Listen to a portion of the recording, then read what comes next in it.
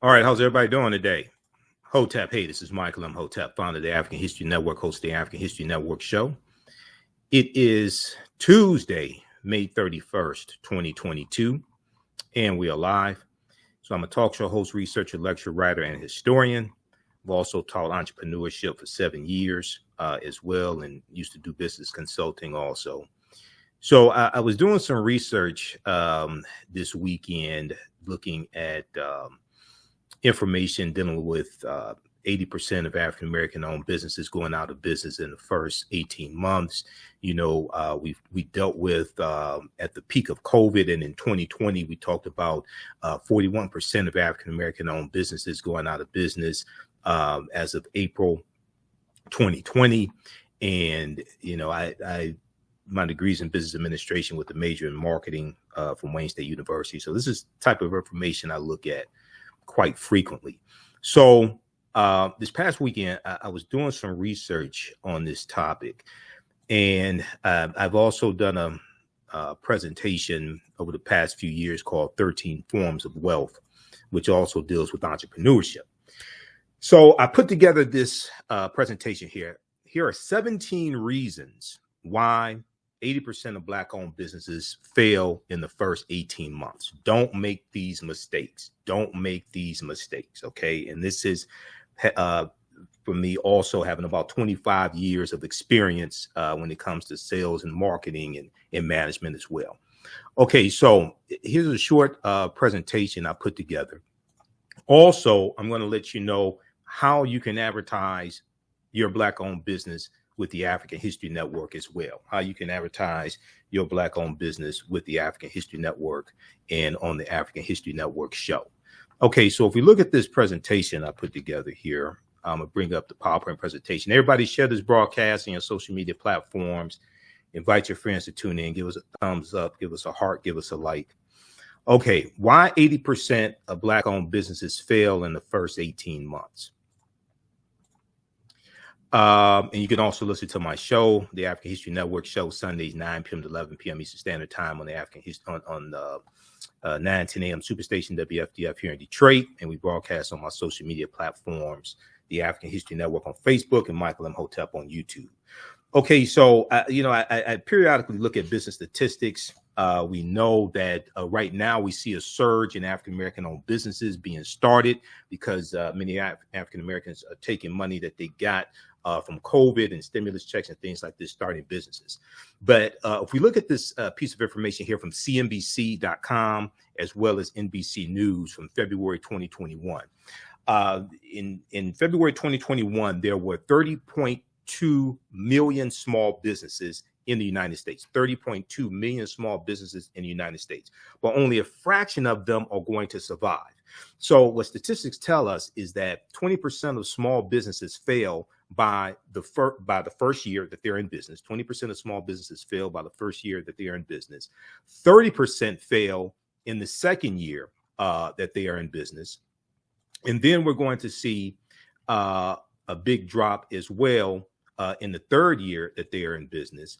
And then the fifth year, by the fifth year, 50% of small businesses fail by the fifth year that they are in business. By the 10th year, 70% of small businesses fail. Okay.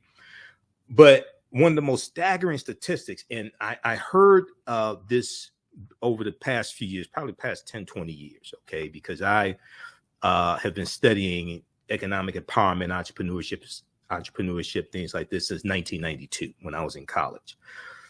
80% of African-American owned businesses fail in the first 18 months. 80% of African-American owned businesses fail in the first 18 months. So most of our businesses don't get to the full second year, don't get to the third year. Okay. So this is why we really need to understand these pitfalls, okay, and how to navigate throughout them. And these tips can save you thousands of dollars if you are an African-American entrepreneur or want to be one. Okay. Now, the death of George Floyd, May 25th, 2020, in police custody, Minneapolis, Minnesota, renewed interest in supporting the economic advancement of African Americans. On the African History Network show, there were numerous stories that we talked about where we saw African American owned businesses that had an increase in sales, bookstores, African American owned bookstores, the ones that had conscious information.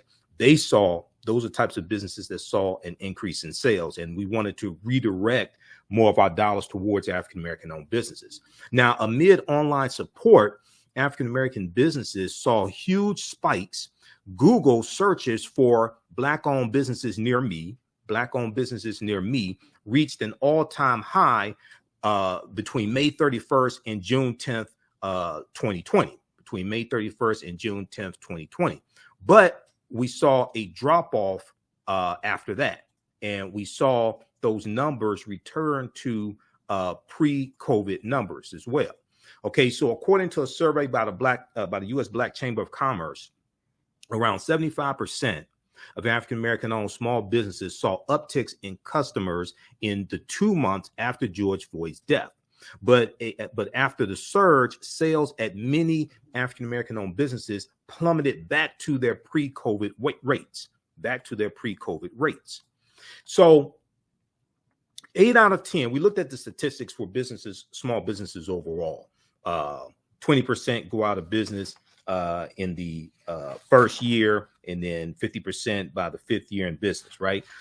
80% of African American owned businesses fail within the first 18 months. And this is something really to understand if you're looking at putting your life savings, putting your 401k plan investment money into your business. You want to liquidate your stocks, things like this. This is something the majority of these businesses are going to go out of business.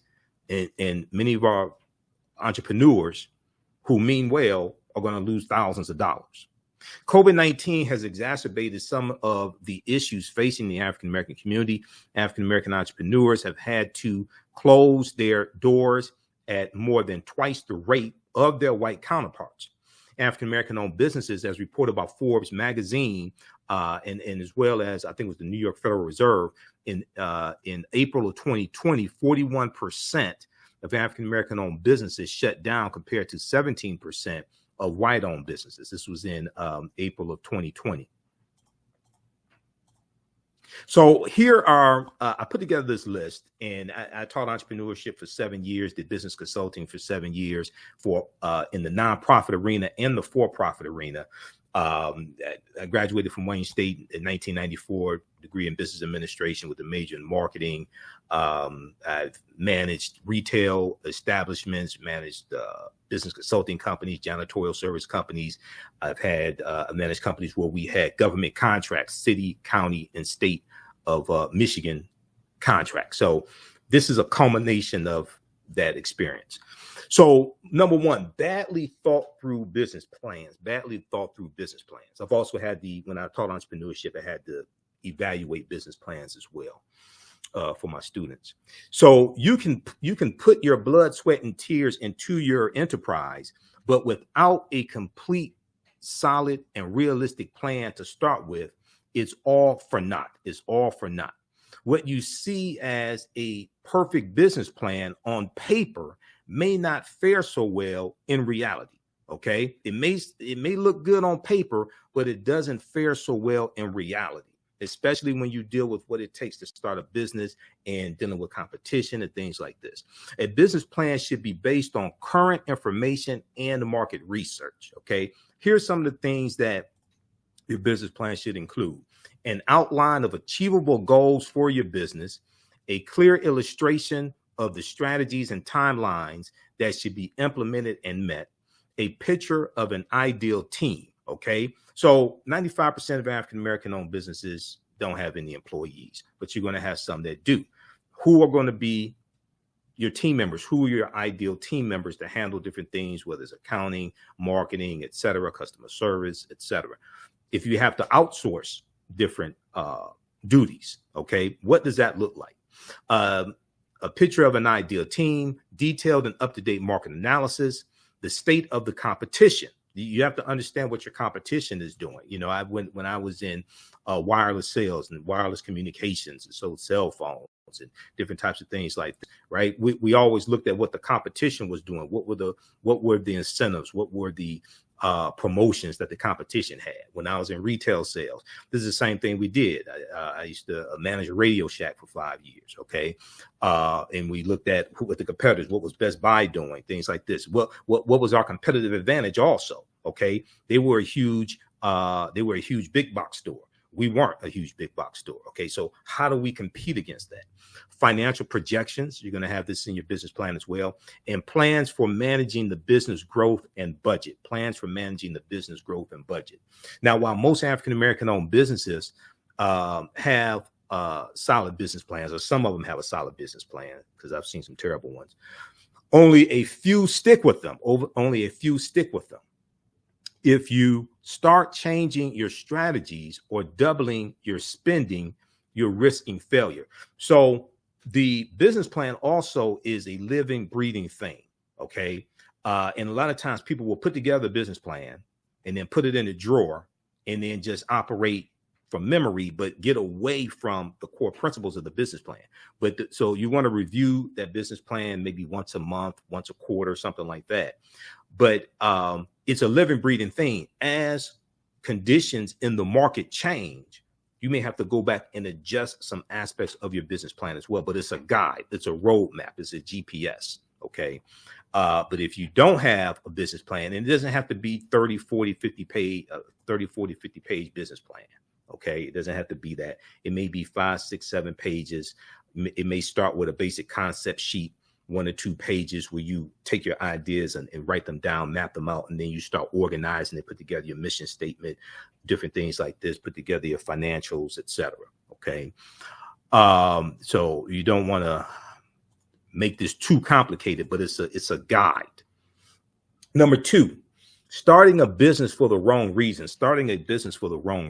Okay. So some of the most often mentioned reasons for starting a business are wanting more spare time eventually, wanting a flexible schedule, no longer wanting a boss. Okay. How many times have you heard that? Okay. You want to work for yourself. You want to be your own boss, and pursuing your passion. Now, while these are all legitimate reasons to start a business, they are not always strong enough to carry the motivation and enthusiasm needed for business success through the times. Okay. First of all, you're probably going to, if you start a business full time, it's a good chance you're going to work 60, 80, maybe more hours a week, starting out maybe that first year or so, to get things, maybe the first 6 months, maybe the first year, depending upon the type of business, to get things up and running. Okay. Number 1. 2, you want a flexible schedule. You're going to be working all the time. So you may have some flexibility in your schedule, but you're probably going to be working more hours than a regular 9-to-5 job when you were working 40, 45, 50 hours a week. No longer wanting a boss. Your customer is going to be your boss. Okay. How's everybody doing? Share this broadcast on your social media platforms. Invite your friends to tune in. Also, we'll let you know how you can advertise with the African History Network. And on the African History Network show as well, and on our audio podcast of the shows also. So you can email us at ahnshow@africanhistorynetwork.com, ahnshow@africanhistorynetwork.com. Our current promotion is buy 1 month, get 2 months free. Okay. ahnshow@africanhistorynetwork.com. All right. Now, so your customer, when you are in business, one of the mistakes people make is saying that they want to be their own boss. Okay. So you may not have somebody that you report to. You may not have somebody checking and saying, why are you late to work? Things like this, or you have to get permission to go to lunch or leave early. But your customer is your boss. When you're in business, and if you pay attention to your customers, you're going to realize your customers are your boss. Okay. Your customers, if you say, for instance, you're in retail management or you own a retail outlet. If you open your store at 9 a.m., but you don't have your first customer till 11 a.m., and you don't get any phone calls till 11 a.m. or 12, your customers are telling you maybe you should open at 11 a.m. as opposed to 9 a.m. and you can save the amount of money that you have to pay employees. You can save on electricity. You can save on utilities. Maybe you should open at 11 a.m. instead of 9 a.m. So your customers are telling you something, but maybe you're not paying attention to it. Okay. So when you're in business, yeah, you may not have somebody that you report to, but your customer is your boss. All right. So they also many entrepreneurs also underestimate what is required for a business, especially in the early days of the business. Now, one of the things that I recommend people do, and I've done everything from help organize career fairs for a local community college here in Detroit. I was on the planning committee to organize 2 Black Expos here in Detroit as well. One of the things I recommend is for people to take at least one entrepreneurship class, maybe go to a local community college, because I taught an entrepreneurship class at a community college.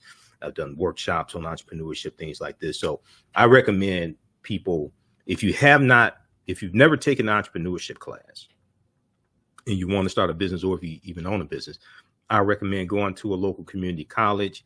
Usually the credit hours are much cheaper at a community college than a university. Take one entry-level entrepreneurship class. You're going to learn so much, and it can save you thousands of lost dollars, and it could keep your business from being one of the statistics of 80% of African American owned businesses going out of business in the first 18 months. Okay. So don't be a statistic. All right. Now, some of the key factors. Okay. Number 2, starting a business for the wrong reasons. Some of the key factors that should be considered when starting a business are level of expertise in the industry that you have, the amount of capital needed to start up and sustain, and being realistic about how much time and resources will be needed. Okay. Now, we know that there are various factors dealing with racism and white supremacy and undercapitalized businesses and historic discrimination when it comes to redlining and bank loans and things like this. Totally understand that. I've done lectures on that. Totally understand that as well. But there are also pitfalls and traps. There are also things that we can learn and how to navigate this as well. Okay, so this deals with mistakes not to make. And if you're making these mistakes, you can correct these also before it's too late. Okay, let's continue. All right, and give us a thumbs up, give us a heart, give us a like on this broadcast, and share this broadcast on your social media platforms as well. Follow us at the African History Network on Facebook, and Michael Imhotep on YouTube, IMHOTEP. Also, Michael Imhotep on Instagram as well. Okay, let's continue. So starting a business places a strain not only on the business owner, but families and relationships as well. Okay. And oftentimes you hear people who are in relationships with an entrepreneur. They talk about how hard it is. They may talk about the entrepreneur working all types of crazy hours, working around the clock. You know, when I was managing a couple of other companies, and we had government contracts, and we had to put in bids to the county for contracts, things like this. You know, we're up 2-3 o'clock in the morning discussing the proposal that we're putting together, because I was the one putting together the proposal, and the owner of the company, he's talking to me on the phone. So you're going to keep crazy hours also.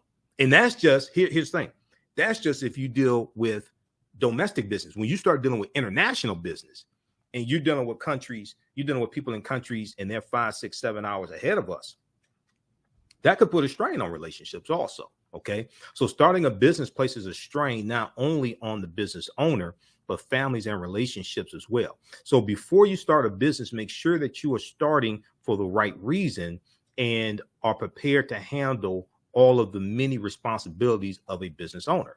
And, you know, one of the things I talk about when I teach is that, so when we deal with corporations, we hear about CEOs, chief executive officers, right? Well, when you're an entrepreneur, you're the CEO, you're the chief everything officer. You're responsible for everything. You may not do everything. You may be able to delegate certain responsibilities, but you're responsible for everything. Okay. So a lot of times, because of movies and music videos, entertainment, things like this, we see music moguls, business moguls, things like this, right? Oftentimes we may get an unrealistic idea of what entrepreneurship looks like or what entrepreneurship is. Okay.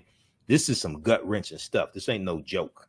Okay. This is not for the weak need. This is not for the people who don't have the intestinal fortitude. All right. And this takes a whole lot of creativity to be able to sustain a business. Okay, so before you start a business, make sure that you are starting for the right reason. All right. And what is your mission statement? Because your mission statement helps to propel you through the ups and downs of having a business. So for the African History Network, our mission statement is we focus on educating, empowering, and inspiring people of African descent throughout the diaspora and around the world, because right now it's corrects wrong behavior. That's our mission statement.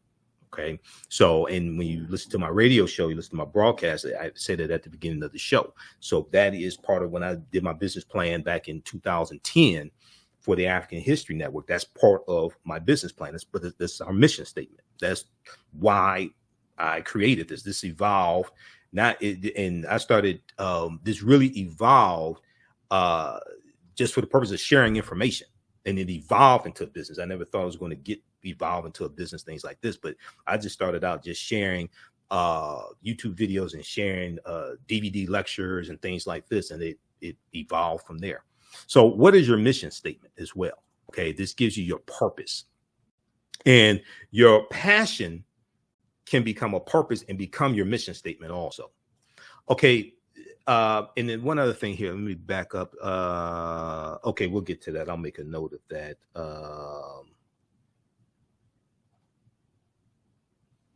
Because I want to talk about just briefly, a lot of people may start a business with enough. A lot of people may start a business with enough money to start the business, but not enough money to stay in business. Also, that's something else.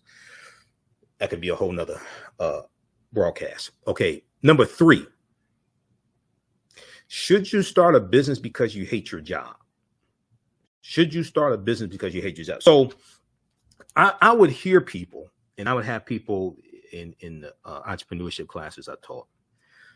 And you ask them, okay, so why you want to start a business, things like this? Because this ain't this, Sheila E. had the song, The Glamorous Life. This is not the glamorous life. This is gut wrenching stuff. Even when you become successful and blow up and you're a millionaire, things like this, you still got a whole hell of a lot of problems also. Okay, more money, more problems. I remember listening to the Michael Baisden show years ago, 2009, 2010, things like this. And he used to have a segment dealing with live your life, living your dreams, entrepreneurship, things like this. And I would hear people call in and they would say things like they want to quit their job and start a business. Okay. And when I would have people in my entrepreneurship classes or in seminars and say they want to quit their job and start a business, okay, first thing I'm asking them is why, okay? And a lot of times people say, oh, they hate their job. They hate their job. That's why they want to quit their job and start a business. Okay, I can understand you hating your job. But hating your job and starting a business is like, jumping out of the frying pan into a towering inferno. Maybe the solution to you hating your job is to find a better job that you like. Maybe the solution to you hating your job is to find a better job that you like, that doesn't stress you out, that maybe you are in a situation where you don't have to deal with as much microaggressions and racism and coworkers that you don't get along with, things like that. Because for some people, entrepreneurship can work. It ain't for everybody. Okay, so if you hate your job and you're not making enough money, things like this, right?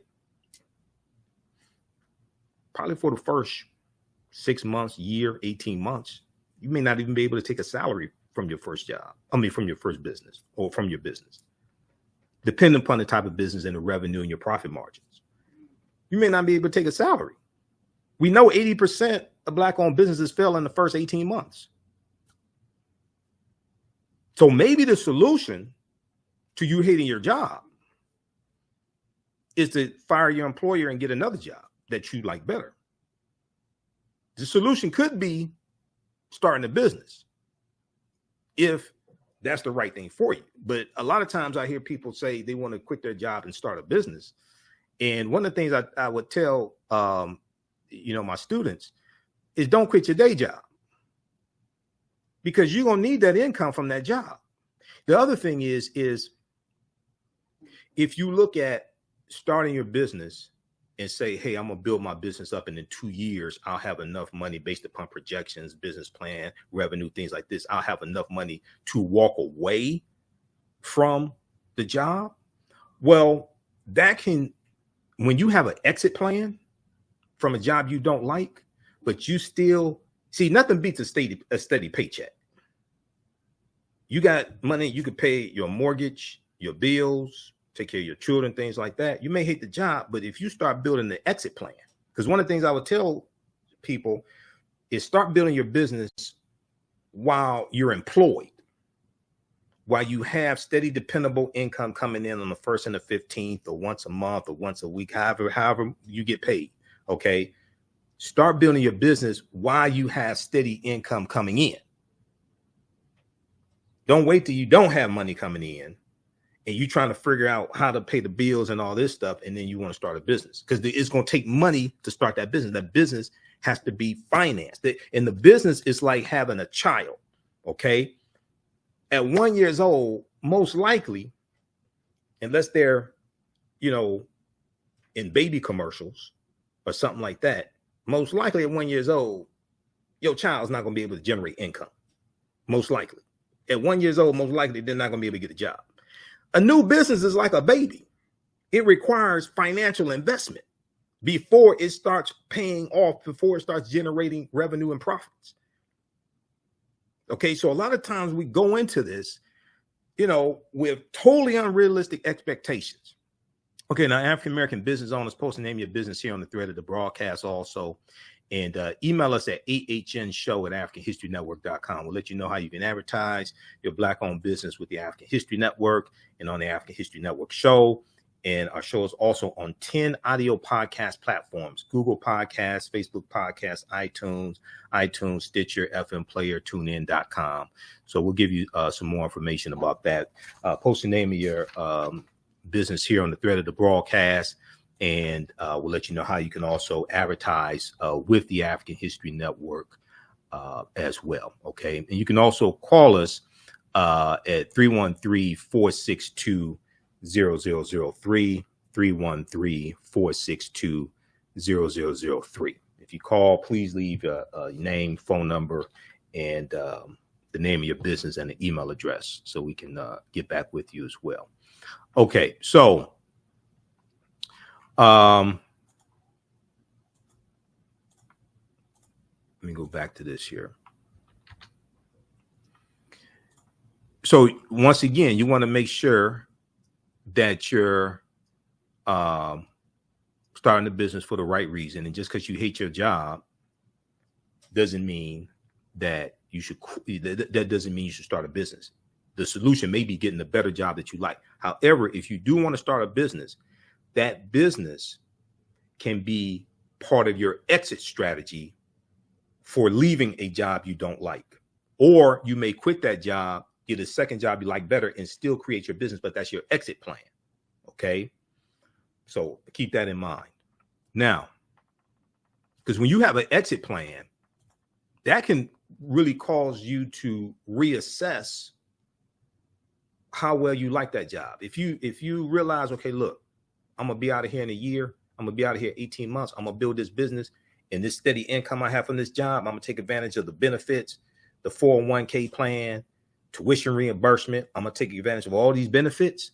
Okay. Yeah, I don't like that. Yeah, I don't like that person in the cubicle next to me, but I'm going to take full advantage of all these benefits now and take this steady paycheck to build my exit strategy. Okay, number 4, lack of commitment.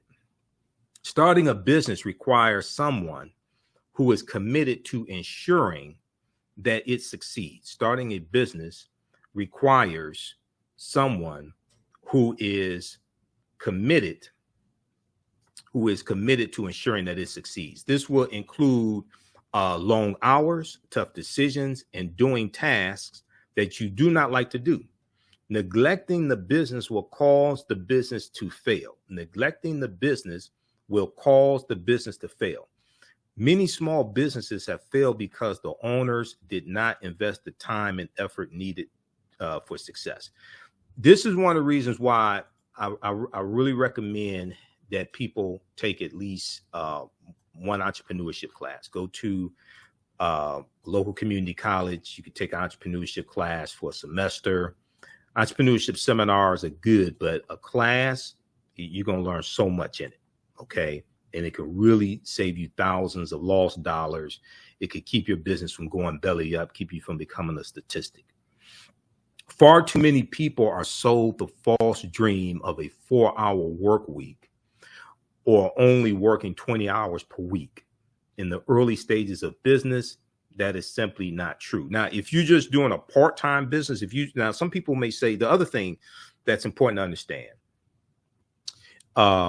is that you may realize, okay, look, I want to start this business, but I'm just going to do this business part-time. You don't have to do the business full-time. You can keep working your 9-to-5 job. You can stay in your career and work a business part-time. You may just do something on the weekend. You may have a booth at festivals on the weekend during the summer, church events, things like this. And that's your part-time business while you work full-time. Now, one of the things that I don't ever do, and I know you have some people that talk about going to, working for corporations, things like that. And they talk about working on the plantation. Okay, let me explain something to you. I'm a historian. I've been studying history for 30 years. I have about 45 of my lectures on DVD. I speak all across the country. Before the Mayflower by Lerone Bennett Jr. This is an old copy. It's beat up, I know. I've studied slavery. I've studied history of slavery. I've read slave narratives. You going to a job working 9-to-5 or 10 hours a day or 12 hours a day, having benefits, 401k plan, 2 weeks paid vacation, 1 week paid vacation, tuition reimbursement, things like that is not slavery. I've studied what slavery is. That's not slavery. You may not like your job. That's understandable. But you can quit your job today. They'll send you your last paycheck on Friday, and you can keep your health insurance for another 18 months. That's not slavery. I've studied what slavery is. So one thing I don't do, I would never disrespect our ancestors compared to you going to a job that you applied for. You applied for the job. Most likely, ain't like they came to your home and snatched you up and said, you're going to work here and we're going to pay you. Go study what slavery is. Read some slave narratives. Read Frederick Douglass, one of his 3 autobiographies. That's not slavery. Okay. Back to the presentation. So for lack of commitment, starting a business requires someone who is committed to ensuring that it succeeds. Far too many people are sold the false dream of a 4-hour work week or only working 20 hours per week. Or we see entrepreneurs, right, after they made it. We didn't see the struggle. We didn't see the sleepless nights and them trying to figure out how to pay this, pay that. So, we have this idea of, I talk about popping bottles with models, like in the club, like Diddy or Jay-Z, something like that in the music video. And we see them popping bottles with models. And like, that's our concept, okay, of entrepreneurs. You see them after the success. You don't see the struggle and the years of struggle it took them to get to that point. All right. So number 5, once we make some money, will advertise. This is one of the huge mistakes. And when I was in radio sales 20 years ago, 22 years ago here in Detroit, and I would call on small businesses, this is one of the things I would hear. Okay. Once we make some money, we'll advertise. Okay. Not having a proper marketing budget, not understanding the need to advertise, etc. So how do you drive traffic to your business? How do you let people know you exist? And just because you and you know, some people say, well, we have a social media platform. We have, you know, we have the Facebook and Twitter. Yeah, but just because you have a social media platform doesn't mean people are going to go to your social media platform. One, two, doesn't mean they're going to show up to your business because they saw your ad on your social media platform. So how do you drive traffic to your business? How do you let people know that you exist?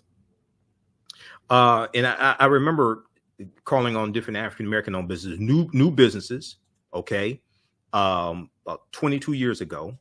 And I would meet with them, and I was in radio sales then. I would meet with them, and they liked the advertising schedule I put together for them, but they ain't have the money.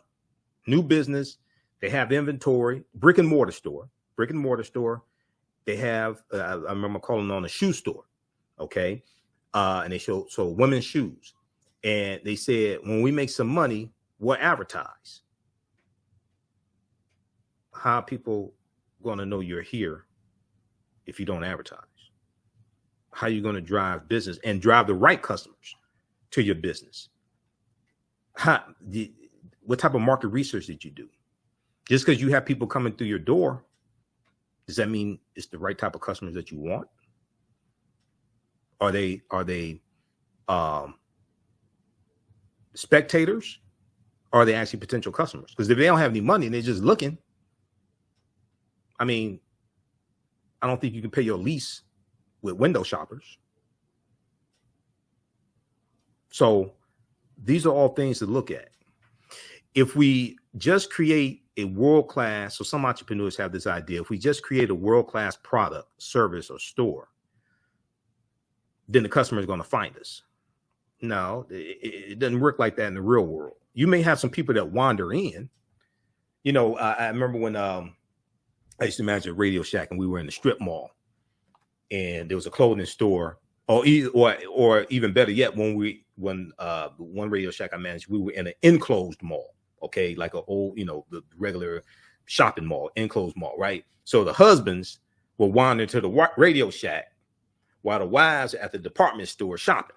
Okay, well, they're just wandering in. A lot of times they may not buy anything, but they're just wandering in, trying to kill time, things like this, right?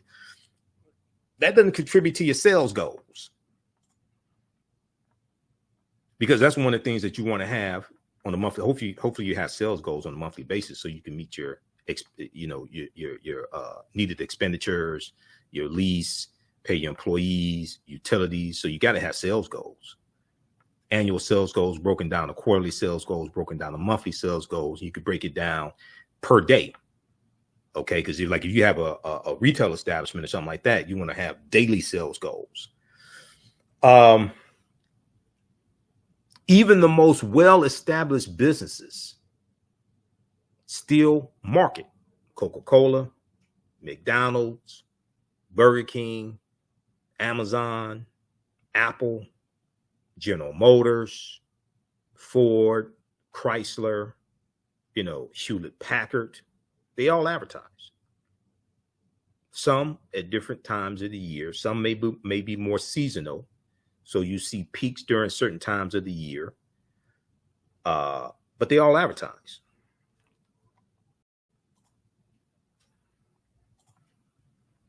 All right. So African-American business owners, post name your business here on the thread of the broadcast. Email us at ahnshow@africanhistorynetwork.com, ahnshow@africanhistorynetwork.com.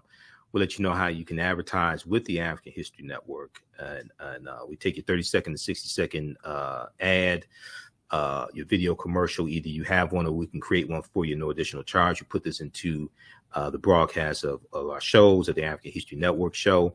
It also goes into a audio version, goes into the audio podcast of our shows as well. So we're on 10 different audio podcast platforms, Facebook Podcasts, Google Podcasts, iTunes, iHeartRadio, FM Player, TuneIn, Castbox, Stitcher, etc. Reach thousands of people across the country on a weekly basis. And then also we have some other ways we can help you as well. But email us at ahnshow@africanhistorynetwork.com. A current promotion is buy 1 month, get 2 months free for very limited time only. Buy 1 month, get 2 months free. And we can get you up and running today as well. If you know you want to do it and you don't have your ad ready or don't have a script for us to record, you can still contact us. We can get you locked in. And then once you send us your script or what have you, we can get that going for you and get that up and running. All right. Okay, let's continue. And then whether you have an e-commerce store, you may have an e-commerce store, brick and mortar store. You may have a store that sells African cultural products, African clothing, books, inspirational books, history books, etc. You may have you may sell health and beauty products. Okay, you may sell health and beauty products. You may have a clothing store. It could be, regular clothing, African-centered garb, etc. You may have an educational business. You may do homeschooling. You may teach courses, financial courses, etc. Tutoring business. You may be promoting events, conferences, seminars, because we know we're going into that season. You may sell African jewelry. You may be a personal trainer, have a fitness website, etc. Okay, email us at ahnshow@africanhistorynetwork.com, and we'll let you know how you can advertise with the African History Network. All right, let's continue here. So, number 6, okay, 17 reasons why African-American owned businesses go out of business in the first 18 months. Don't make these mistakes. Don't make these mistakes. Number 6, don't quit your day job. Don't quit your day job. Not just yet. Especially if you're just starting a business. It's like a 1-year-old child and you want the child to go out and get a job, bring some money into the house. No. The business is an investment. Your business most likely won't be able to afford you or pay you a comparable salary for 2 to 3 years, or maybe even more. Pay you a comparable salary, what you're making now, or maybe just even less, but just something for you to survive and be able to pay your bills and things like this, take care of your family. 18% of Black-owned businesses fail in the first 18 months. Okay, 20% of 20% of businesses fail in the first 2 years. Okay.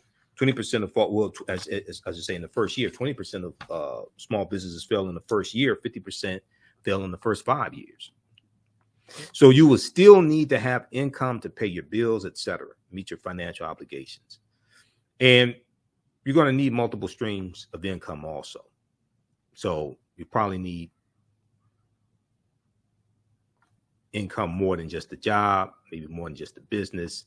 Maybe other things that you do to generate revenue may not be every month, maybe different times of the year, but multiple streams of income as well, because you're going to have to constantly invest money into the business for the business to grow and expand, acquire inventory, acquire equipment, acquire technology. A business is a constant investment.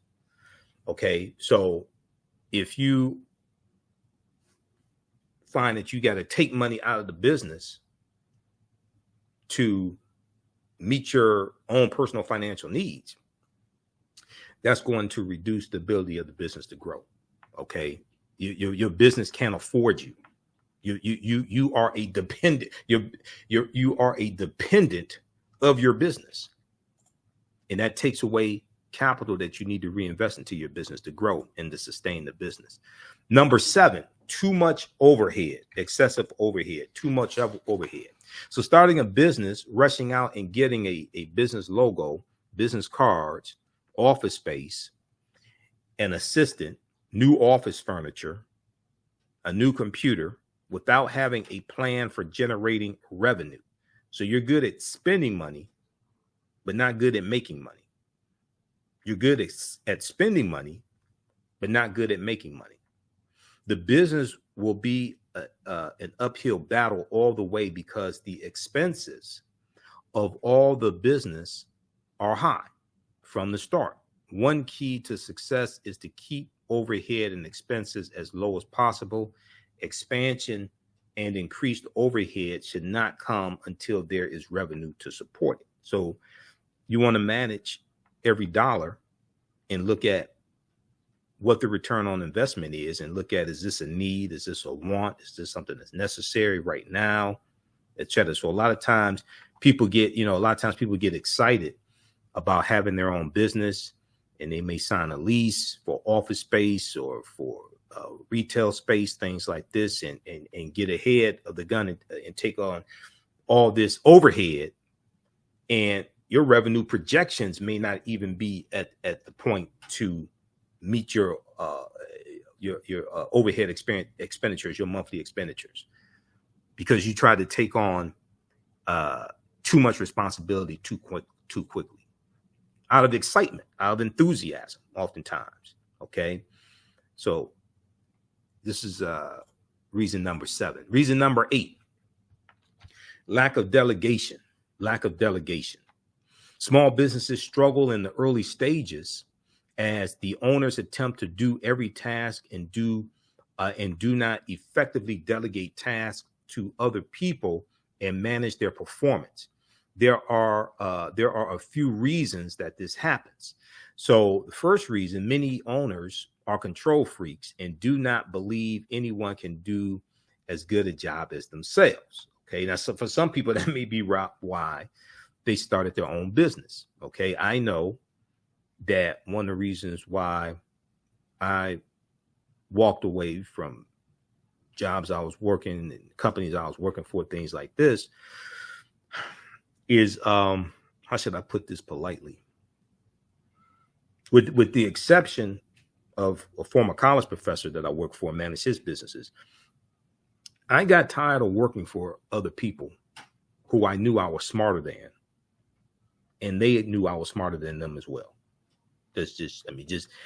I got tired of being in that situation, because you working in the company, and I remember, so my degree's in business, and I'm working for companies, and I see different moves that they're making and decisions that they're making from the higher ups, and they're making more money than me, and they're making stupid decisions. And I'm like, okay, who'd you consult with before you made this decision? This makes no sense whatsoever. So I got tired of working for people who I knew I was smarter than, and they knew I was smarter than them oftentimes as well. So first reason: many owners are control freaks and do not believe anyone can do as good a job as themselves. Okay. And once again, going back to CEO, when you have CEOs of corporations, the chief executive officers, when you're a CEO of a small business, your own business, you're a chief everything officer. Okay, so the buck stops with you, but you may not have to do everything. You may not be able to do everything. You have to be able to delegate responsibilities also. And a lot of times, because people look at the business as their baby, their business for many people is like their own child. Oftentimes, people have a hard time delegating certain responsibilities. I've suffered from that previously as well. Okay, it could be hard.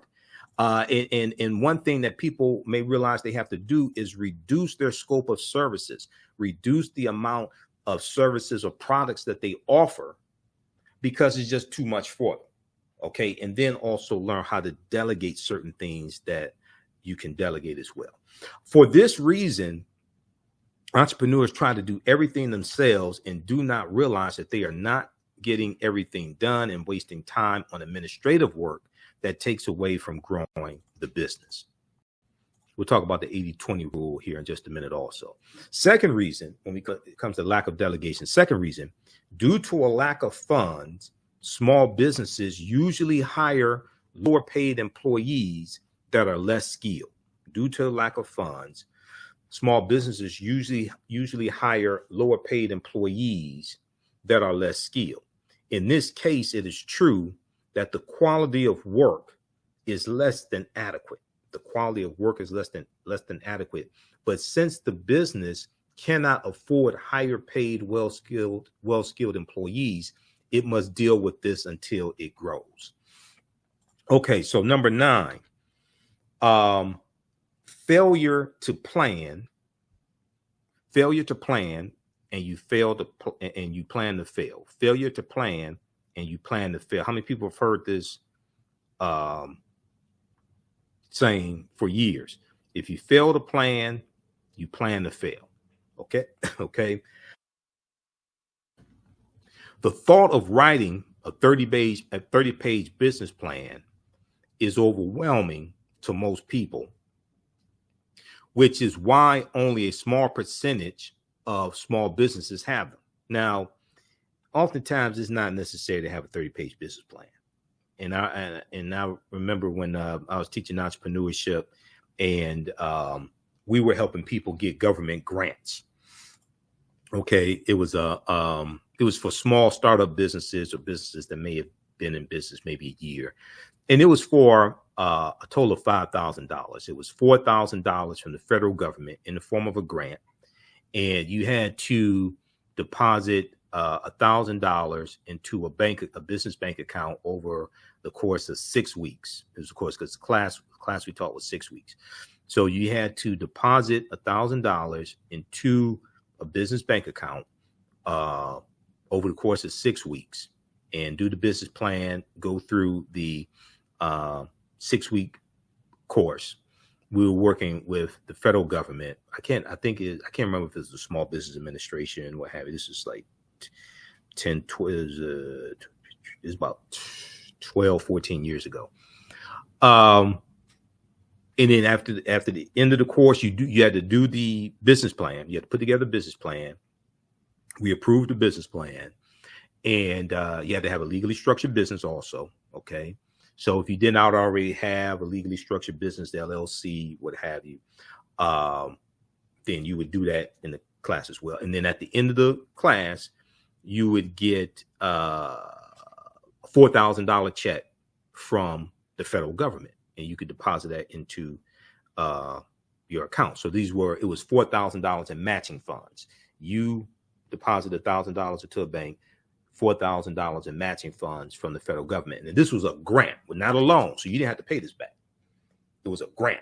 It was sweet because what happened was I found out. So teaching the class, and we were working with a nonprofit organization. The company I was managing, we were working with a nonprofit organization. So I found out that I qualified. My business qualified also for the program. So I took advantage of that also. I said, hey, I'm going to take advantage of this. So that was sweet. So the next time around, they did the program from the federal government. There was more oversight, and it wasn't as good. It was less money. It wasn't as good as the first time. But man, that was a hell of a deal right there. Okay, so the thought of writing a 30-page business plan is overwhelming the most. And a lot of people don't need a 30-page business plan. This is why I tell a lot of students, I say, you don't need a 30-page, 40-page, 50-page business plan to get $4,000. It's just not necessary. Which is why only a small percentage of small businesses have them. Although a full business plan is ideal, something much shorter will suffice. Now, the most important reason to have a business plan is to ensure that you have considered every aspect of the business and how it will be handled. Okay. Now, your business plan may not be perfect. That's understandable. You don't want to work on a business plan for 2, 3, 4 years before you start your business. Okay. It may not be perfect, but it's a guide. And the other thing, it's a living, breathing thing. Your business plan is going to change. Your business plan is going to change as conditions in the market change, as the economy changes, etc. Your business plan is going to change. The other thing is, we'll talk about this here in a minute, there's a time to get into a certain type of business, a certain industry. There's a time to get out of a certain type of business, a certain industry as well. You got to know when to hold them, know when to fold them, know when to walk away, know when to run. Okay, Kenny Rogers, the gambler.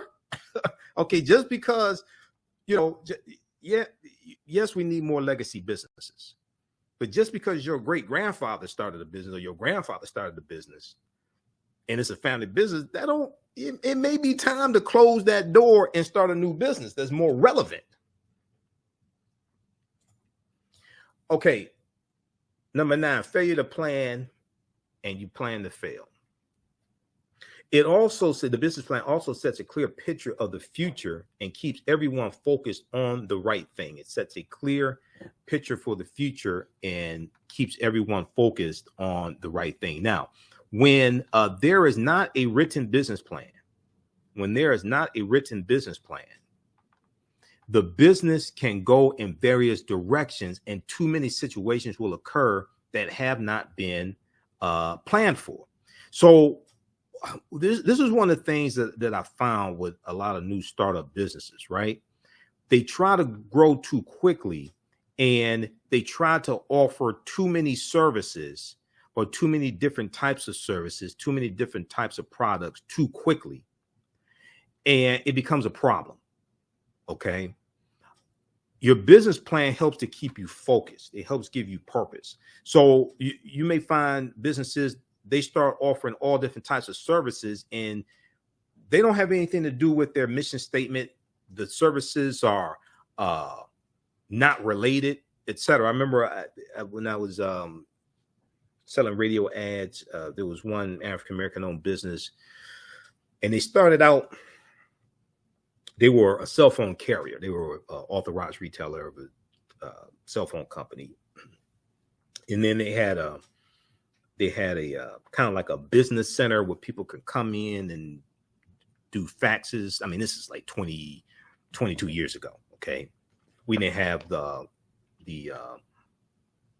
printers with the fax machine built in. Okay. This is like 99, 2000, pretty much. So a lot of people didn't have that. So they every time I would go visit them, there are more services and products and things that they're offering, and you have to manage that. If it's physical product, you have to do inventory. The other thing is they're growing pains, and there's a knowledge base that's required when you offer more products, especially when they're technologically based. You got to have an expert in that company that knows how to sell the product, but also knows how to help customers who have problems with the product.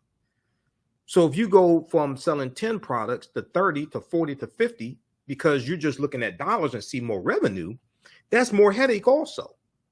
Okay. You have growing pains. There's a knowledge base that needs to be acquired for each different type of product as well. And then you also have to understand how to troubleshoot problems also for products and services. So these are all different things to look at. Okay. I remember having students in the class, and we would tell them, okay, look, you're doing too much. You're offering too many products. You're trying to do too many services. Okay. You need to scale this down to something that's manageable. And a lot of times people just think more is better. Okay. Just having more products and expanding and offering more and more is better. No, that's more headache. So when there's not a written plan, the business can go in various directions, and too many situations will occur that have not been planned for. You can end up offering too many services or products, sometimes unrelated to your business. So you may bake cakes and drop engines. You may bake cakes and do oil changes like in your backyard. Well, you have the skill to do oil changes, but you're a bakery. What does that have to do with the bakery? But because you didn't have a business plan, you weren't focused, you just start doing all this other stuff. Okay. It's like, I remember on Sanford and Son one time, there's an episode, I think it's the episode when Fred saw hypnosis or something. Was it hypnosis or something? But it's like, you have people who, I remember, you remember when Lamont got the traffic ticket and he ran a red light And Antonio Fargas was the guy who came over. He was an attorney, and he was a tailor. He was an attorney, but he also had a tailoring business. Okay. And he's giving legal advice. All right. But he wasn't licensed by the state of California to give legal advice. Okay. So you're doing all these different types of things. You know, the Jamaicans get a stereotype for having, 13, 14 different jobs, things like this. But you're doing all these different types of things that are not related. Okay. Or you have a business card, and the business card has 6, 7 different things on there that you do, and it's not related. It's not under one business. Okay. So you're trying to do too much. You can end up offering too many services or products, sometimes unrelated to your business. And all this takes up time. Now, the other thing that's very important, and we're going to go to number 10 here in just a second. The other thing that's very important is if you own a business that has employees, and employees have different responsibilities, you want to have, when I was in retail, we had what was called a store operating manual. Okay, you want to have some type of operational manual that spells out, that has written the duties and responsibilities of each job description. The duties and responsibilities of each job description. And this is something that everybody can go to and look at. So when they're trying to figure out what's the responsibility of Keisha on the cash register, and Keisha's arguing with Jelani, who's stocking shelves, and you're supposed to do that. No, you're supposed to do that. You can go, everybody can go to the store operating manual and read what is the responsibility of the cashier, what is the responsibility of the person stocking inventory, what is the responsibility of the manager, things like this. It has to be clearly defined. If it's all in the owner's head, what happens if the owner has to go on vacation? What happens if the owner is in the hospital? What happens if the owner passes away? So you want to have an operational manual as well that explains the job description, the duties, the responsibilities of all of the different employees, all of the different positions. And also procedures, making deposits, giving refunds, the different duties that take place. You need to have an operational manual of those procedures. That cuts down on a whole lot of arguing back and forth. You said this, no, you said this, but it's written. So as long as you can read and comprehend, it's right there. You don't have to argue. Proper documentation ends all conversation. Okay, let's continue. So, one of the things that I learned doing project management, and then when I was taking entrepreneurship classes in class, but also teaching entrepreneurship classes and studying project management, time management skills, different things like this, is strategic thinking. Because these are some books. When I was doing some project management, these are some books that I got in the DK series, Essential Manager. So when I was teaching entrepreneurship and doing I was working on some projects. We were managing career fairs for a local community college. So these are some books that I got from the DK series. They had some really good books. One on project management. Okay. And these were like, at the time, $7. Okay. I got this back in 2006. Okay. December 2006. One on project management, one on managing credit, one on strategic thinking. Okay. Brainstorming systems, techniques, logic. Because we were managing some different projects and doing consulting for nonprofit organizations also, and coaching successfully as well. Also. Okay. Not sports coaching, but this deals with managing employees and coaching employees also. Okay. So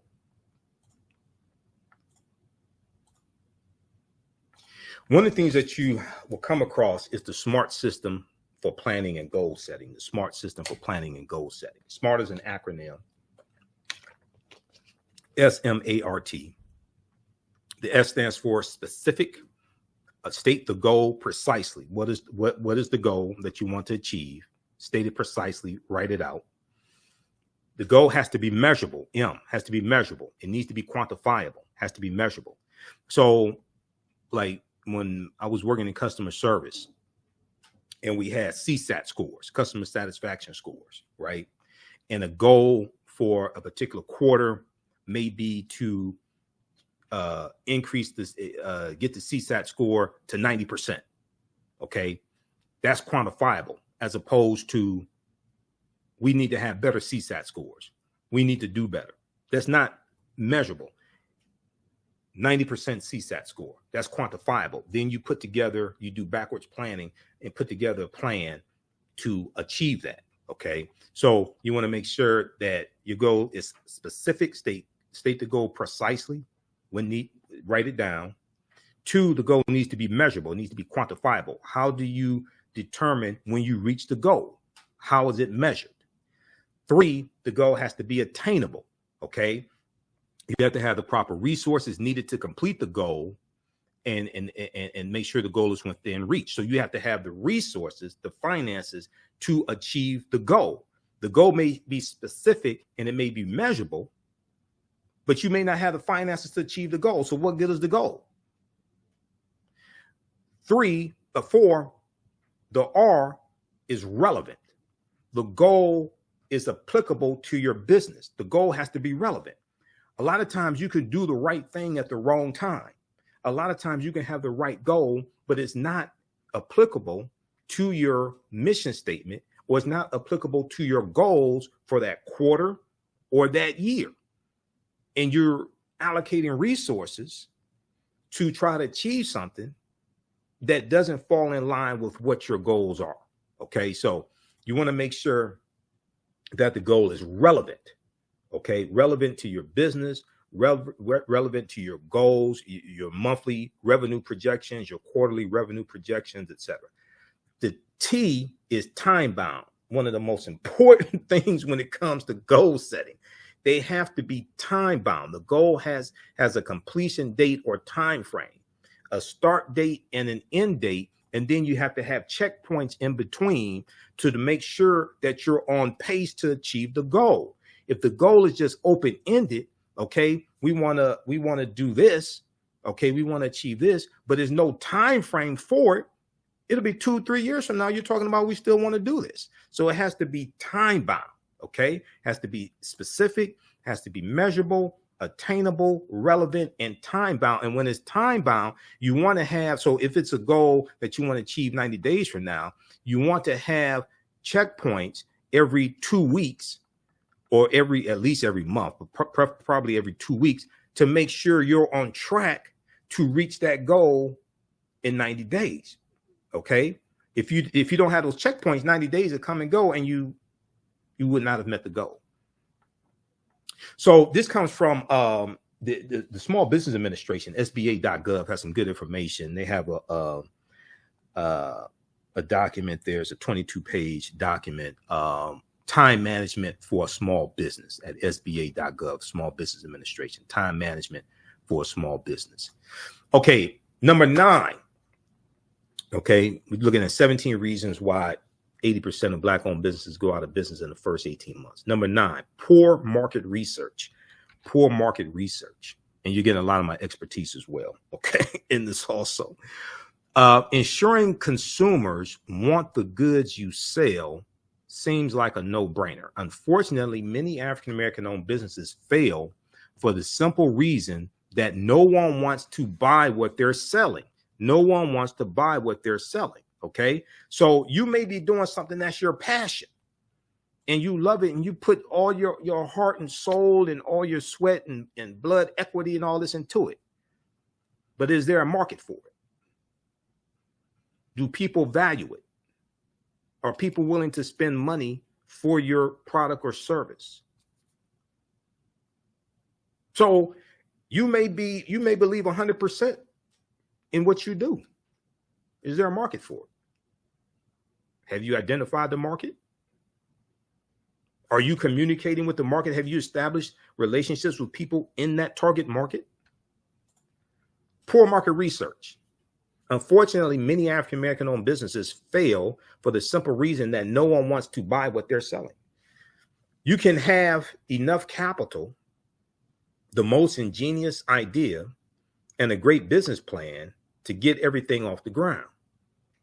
But if no one wants your product, it's only a matter of time before your business crashes. If no one wants your product, it's only a matter of time before your business crashes or fails and you become a statistic. So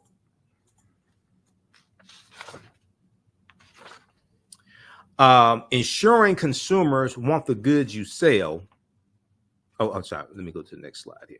A product needs to fulfill an unmet need or solve a problem.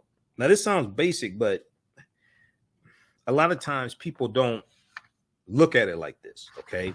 A product needs to fulfill an unmet need or solve a problem. It's much easier to satisfy an existing need rather than create one and persuade consumers that they should spend money on it. So if you identify existing problems, see, because entrepreneurs, the way I define entrepreneurship, now I've looked at different textbooks and things like this, and they have a paragraph to define what an entrepreneur is. Entrepreneur is somebody who identifies problems that other people can't solve on their own, and they charge for it. That's what an entrepreneur is. An entrepreneur is someone who identifies problems that other people can't solve on their own, okay? And they provide a solution and they charge for it. That's what an entrepreneur is. I've seen different definitions of entrepreneurs, and there's some PhD that came up with this definition, all this. No, this is really what entrepreneurs are, okay? They solve problems that other people can't solve on their own, and they do it for a profit. Knowing the customer's income level, gender, and age is vital for proper marketing strategies. Market research will help you ensure that the product does not miss the mark. Now, the question you want to ask yourself with the business, the service, what have you, is like, what problem are you solving? An entrepreneur is someone who solves problems people cannot solve on their own, and they do it for a profit. Okay, they do it for a profit. Now, number 10, not studying your competition. Not studying your competition. And when I was working for different companies, things like this, we had to look at what the competition was doing. Okay. And sometimes the competition acquires another competitor. T-Mobile acquired Sprint. All right. I used to work for Sprint. I remember when we used to laugh at T-Mobile. And T-Mobile bought Sprint. Okay. So not studying your competition, focusing on your own business instead of others is good advice. However, a great many Black-owned businesses lose out to competitors because they did not pay attention to the competitive landscape of their business. You have to look at what your competitors are doing also. Even when you launch a new product in the market, it does not take long before new companies start to pop up, vying for their place in the sun. Pay attention to the landscape because the landscape changes. The competitors change, okay? So you want to look at what the competition is doing and then really understand what your competitive advantage is. Your competitive advantage, what do you do? What comes easily to you that comes hard to others, okay? What can you do that other people can't or struggle at doing? But you want to look at what the competition is because in the market, that competitive market continues to change and is also influenced by the economy. So businesses may go out of business because of bad economies, etc. So this is something to look at, but you want to study the competition. Number 11, okay, 17 reasons why 80% of Black-owned businesses go out of business in the first 18 months. Number 11, bad team chemistry can cause explosions to happen. Bad team chemistry can cause explosions to happen. Lacking the correct team composition is another reason behind failure of many African-American owned businesses. This is a huge mistake that will result in failure from the start. Now, some people say, oh, you shouldn't hire family. Okay. Some people say, oh, you shouldn't hire family in your business. Okay. Well, go tell that to Chinese, Japanese, Vietnamese, people from Taiwan. Go tell that to Jews, Irish, Chaldeans, Arabs, every other ethnic group. Because you go in their businesses, you'll see the husband, the wife, the cousins, the uncle, the children, things like this. So the problem is not in having taught entrepreneurship for years and managed businesses. The problem is not necessarily having family members in a business, because a lot of the businesses in America are family-owned businesses. The problem is not having family members in the business or working in the business. The problem is delegating the wrong responsibility to a particular family member, having the wrong person do a particular job.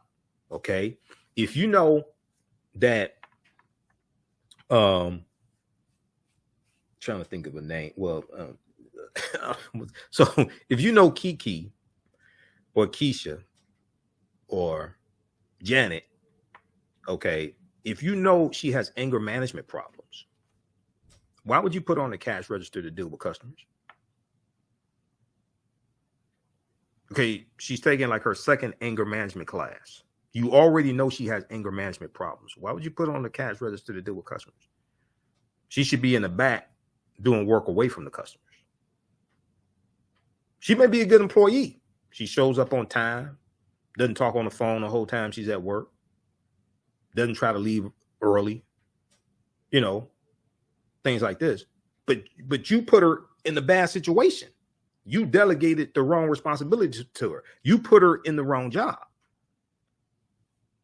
So family, see, I hear people say, don't do business with family. Don't go into business with family. Don't have family working in your business. That's all the other ethnic groups do that. All the other ethnic groups have family-owned businesses, have their kids working in the business, and their aunts and uncles, and they'll bring people over from the old country. They'll bring people over from their native country and come right and work in their business. But you have to put that person in the right position. Okay, so lacking the correct team composition is another reason behind the failure of many Black-owned businesses. This is a huge mistake that will result in failure from the start. It is vital to create a team of dedicated individuals with complementary traits and characteristics. While it's not easy to find the right talent for the jobs, resources like Facebook, LinkedIn, Indeed.com have made it easier to do so. Also, you can go to if you belong to a church, a mosque, or something like that, you can go there because they always know people who are looking for jobs. They always know people looking for jobs. People there in the congregation, or people, network with that as well. Okay, now you want to make sure you get the right person for the right job. Okay, but still, this is what other ethnic groups do. This is one of the reasons why a lot of other ethnic groups' businesses are successful. Yes, we've been stripped of our African history and culture, and this gives us our foundation, and this gives us a cultural paradigm that we see reality through. It gives us our values, our interests, and our principles. And other businesses rely on their cultural cohesiveness that binds a people together and teaches them the only way they're going to survive is through self-reliance, okay, through working together, their cooperatives, their cooperative economics, things like this. Doesn't mean that they don't get involved in politics. That doesn't mean they don't get involved in politics. That's something else. But they have that cohesiveness. They use their language. They use their culture to create fences, barriers around their communities, and they market their culture. They have cultural-based businesses, etc. Okay, because we've largely been stripped of our history and culture, and we've largely been taught to hate ourselves. This causes more obstacles for African American-owned businesses. Also, when I teach history, Two of my teachers, Dr. Leonard Jeffries and Professor James Small, they talk about the pyramid principle. And the foundation of the pyramid is African history and culture. It gives us our VIPs, our values, our interests, and our principles. It gives us a cultural paradigm that we see reality through, but it also teaches us how we see ourselves. What you do for yourself, what you do to yourself, and what you allow other people to do to you and get away with is based upon what you think about yourself. What you think about yourself is based upon what you have been taught about yourself. What you've been taught about yourself is based upon everything you've read, heard, and seen about yourself. So the names that you call yourself, how you see yourself, impacts your self-development, your self-worth, and self-esteem. When that history and culture is in place, it influences your economic empowerment and influences how you engage in economics, the types of businesses you have. But it also influences, see people who respect themselves don't call themselves the derogatory, dehumanizing names, and don't call their women B's and H's and thoughts and things like this. People who see them, who have positive self-esteem, and they don't allow other people to dehumanize them as well. But when we've been stripped of African history and culture, and we've been taught to see ourselves through the eyes of our oppressors and see ourselves through the eyes of white supremacy and racism, okay, then oftentimes we accept those dehumanizing terms, all right? So why would you want to spend your dollars with somebody you think is lesser than or dehumanizing or N-word or dehumanize or N-word? And this also connects to politics as well, because we have to have a synthesis of African history and culture, economic empowerment, and political empowerment as well, and leverage our economics to enforce our politics. Politics is the legal distribution of scarce wealth, power, and resources, and the writing of laws, statutes, ordinances, amendments, and treaties, their adoption, interpretation, and enforcement. Politics shapes the economy and shapes the atmosphere that your Black-owned business operates within and relies upon to survive. Okay, go back to COVID, April 2020. 41% of Black-owned businesses have shut down, have gone out of business because of the horrific economy. All right. So all this, we have to have a synthesis of all of this. All right. But the foundation is African history and culture. And when we study our history, we see the cooperatives, the cooperative economics that we had, and the co-ops. Okay. And the co-ops was a type of with different types of organizations that we had to help our Black-owned businesses, like the Colored Merchants Association, created about 1928, 1929. That comes out of National Negro Business League, founded by Booker T. Washington in 1900. And these different types of cooperatives that we had were designed to help African-American-owned businesses better compete against white businesses, and they pull their resources together to get economies of scale when they bought products, get lower prices on products. They did things like learned about marketing strategies, accounting principles, etc. There was one for farmers, the Colored Farmers Union, founded about 1886 in Texas, grew to 1.2 million members, and they're working together. This is a concept of cooperative economics. They're sharing farm equipment, etc. And one of the things that happened is a lot of the cooperatives that we had was so popular and so successful that it put our lives in danger. And we got attacked by white supremacy. Okay. And this is why a lot of our cooperatives had to disband.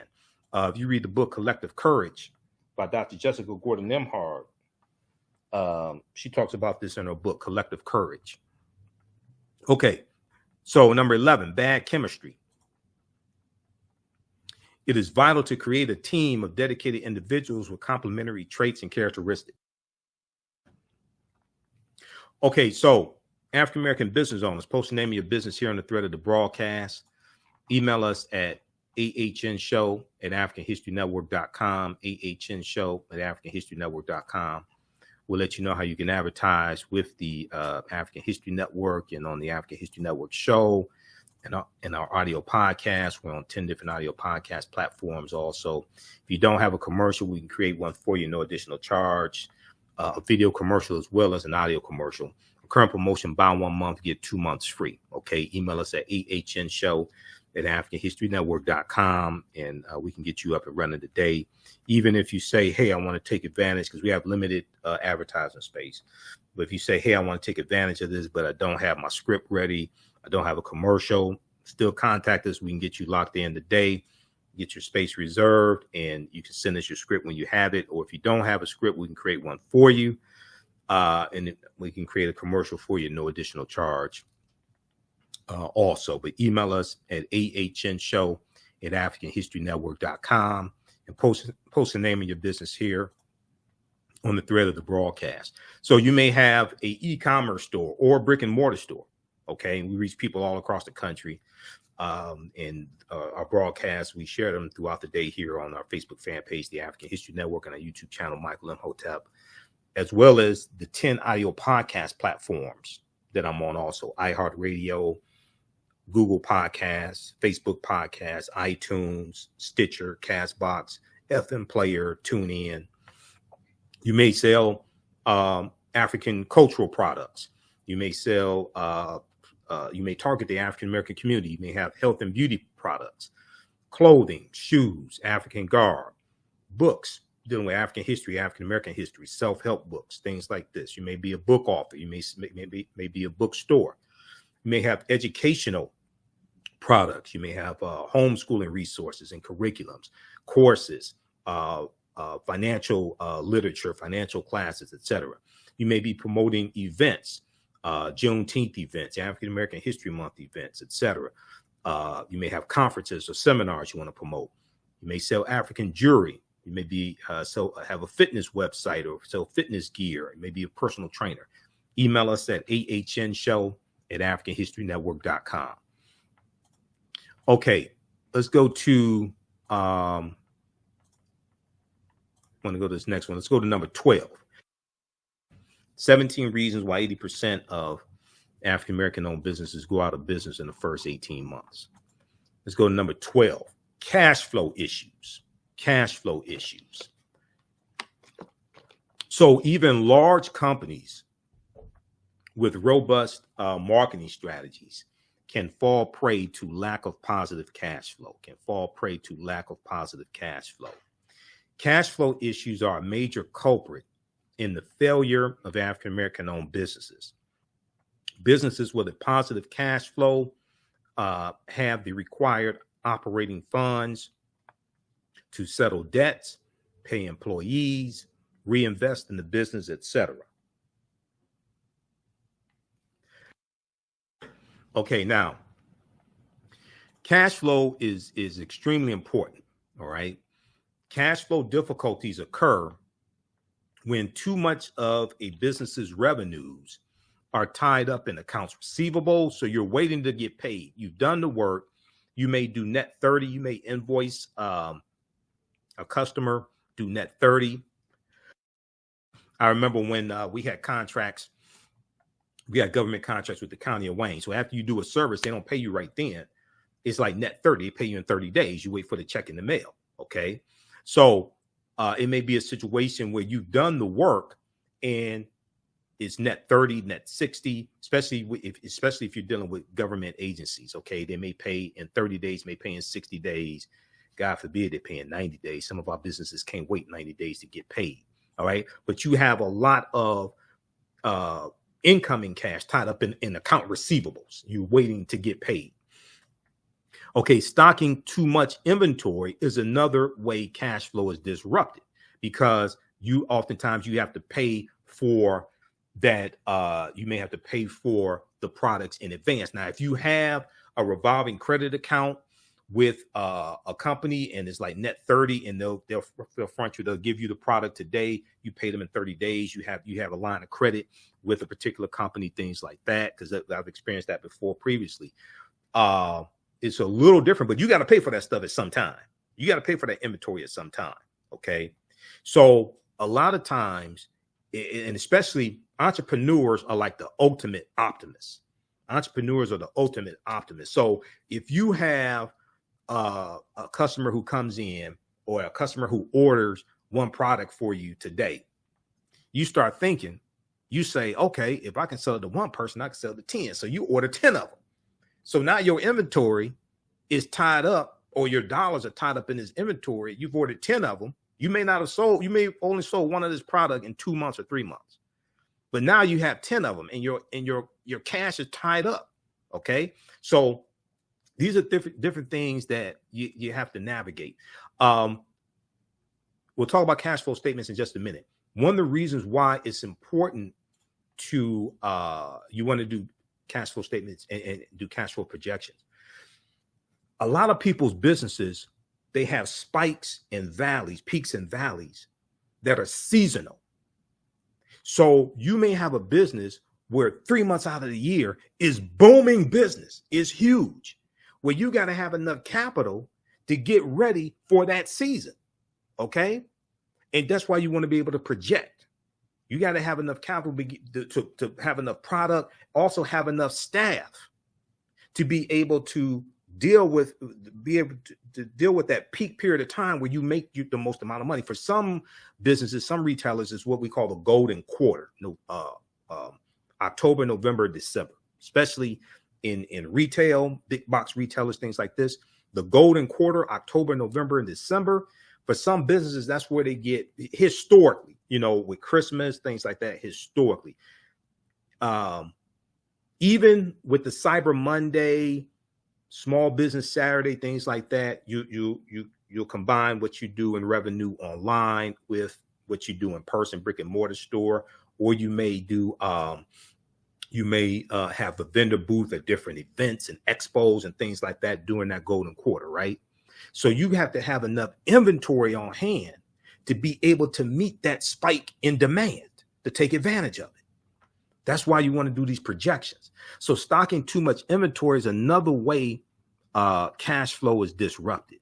Okay, now going back a few minutes ago when I was talking about don't quit your day job. 1, 2, I don't disrespect people and talk about people working a 9-to-5 job and say, oh, they're working on the plantation, things like that. I've studied what slavery is. That's not slavery. Here's something else. This is real life. Been there, done that. This is real life example. When you are living a life and you're an entrepreneur, you may have to go to some of those people that work for corporations, that work for the white man. You may have to go to them and get a short-term loan because you can't get one from a bank. Or you don't have time to go through the application process and stuff like that. Been there. We had to do that. When I was managing a company, we had a government contract. We had to go to somebody that I knew, and we got a short-term loan so that we could float the business and be able to provide the service and pay our employees until we got the first check from the government, from the city. That's real talk. Okay. So they were able to tap into their 401k plan, get some money so we can float this project that we're doing. Because we ain't have enough time to wait on the bank loan. This is what I'm saying. I don't speak negatively about people that work. I don't care if you work for white corporations, whatever.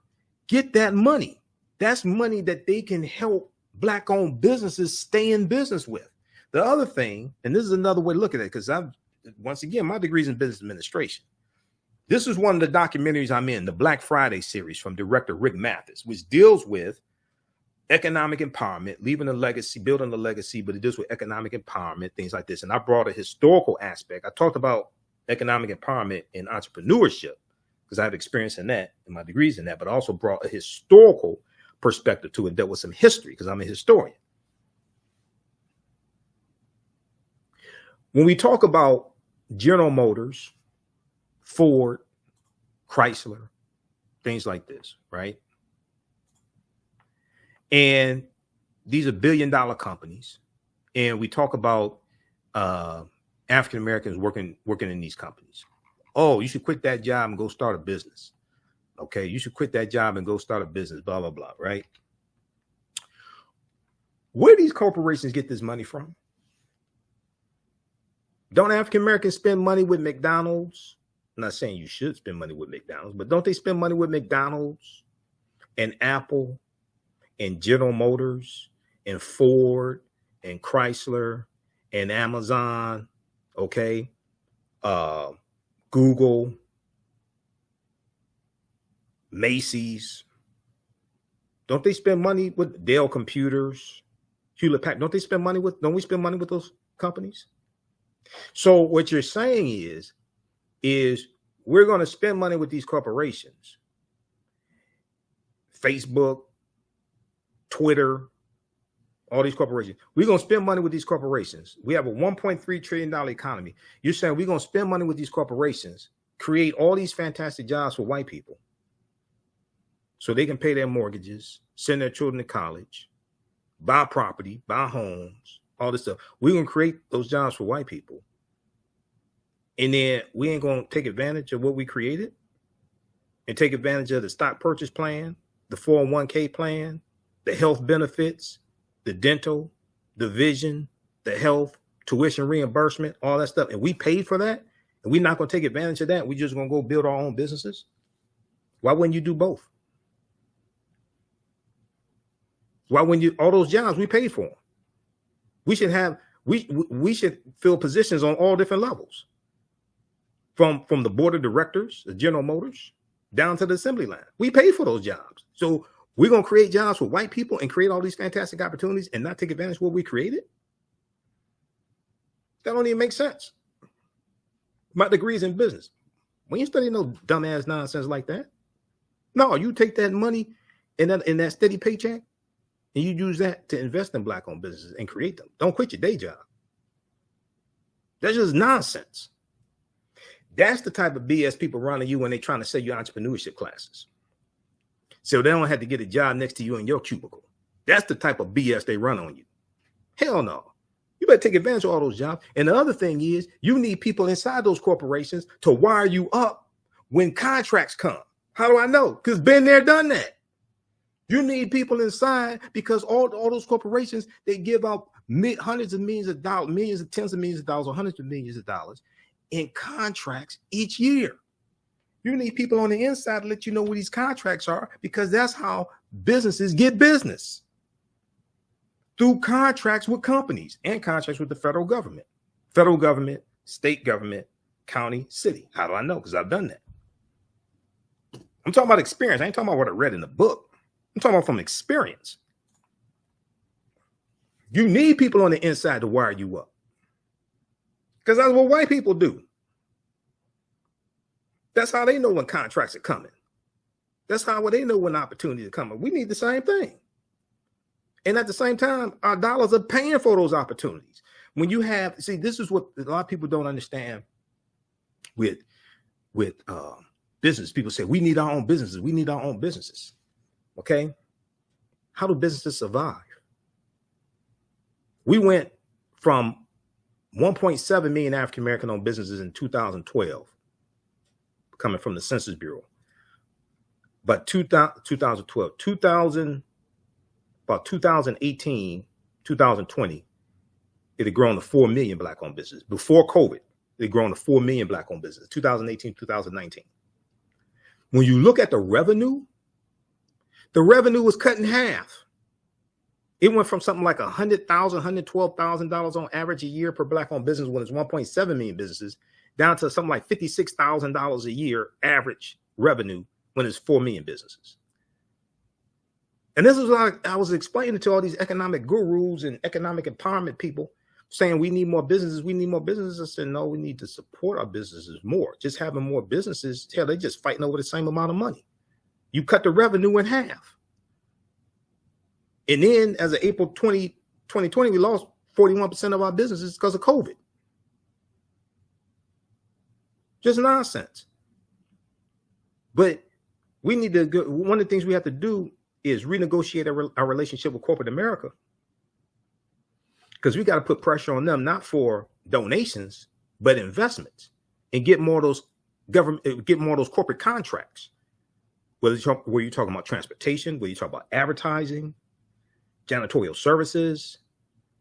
Another thing is they have to put a greater percentage of their dollars in black-owned banks as well, which increases the amount of money that our banks have to lend and lend to start businesses on property, etc. But that's a whole nother presentation. Okay, now let's continue because I'm almost done. So we're talking about cash flow. So what is cash flow? Okay, cash flow refers to the net balance of cash moving into and out of a business at a specific point in time. Cash is constantly moving into and out of a business. For example, when a retailer purchases inventory, money flows out of the business. Money flows out of the business toward its suppliers. Been there, done that. Know what that feels like. When the same retailer sells something from its inventory, cash flows into the business from its customers. Cash flows into the business from its customers. So paying workers or utility bills represents cash flowing out of the business towards its debtors, while collecting a monthly installment or a customer purchase finance while collecting a monthly installment on a customer purchase financed 18 months ago shows cash flowing into the business. Now, you have positive cash flow and negative cash flow. What's the difference? Positive cash flow means a company has more money moving into the company than out of the company for a specific period of time, a month, a quarter, a year, etc. Positive cash flow. Negative cash flow means it indicates a company has more money moving out of the company than into it. And this can cause huge problems. That's why you want to do these projections. Okay. And you could do cash flow statements that help you project, especially the peaks and valleys, especially the low period of time when you have less revenue coming in, and peaks of time when you have high revenue coming in, or you have high cash expenditures because you have to buy more inventory. Your business may be impacted on a seasonal basis. All right. Now, cash flow is typically reported in the cash flow statement, a financial document designed to provide a detailed analysis of what happened to a business's cash during a specified period of time. The document shows different areas where a company used or received cash and reconciles the beginning and ending cash balances. All right. So Harvard's Business School online has some good information. They have a good piece on cash flow versus profit. What's the difference? Cash flow versus profit. What's the difference at hbs.edu? That's Harvard Business School's website. Okay, they have a good it's 11-page document there. Cash flow versus profit. What's the difference?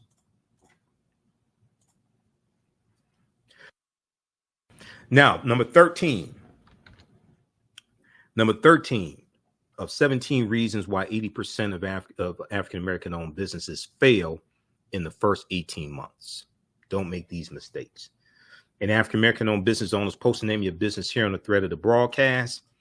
Email us at ahnshow@africanhistorynetwork.com, ahnshow@africanhistorynetwork.com. We'll let you know how you can advertise with the African History Network and on the African History Network show. Failure to adapt to changes in the business environment. Failure to adapt to changes in the business environment.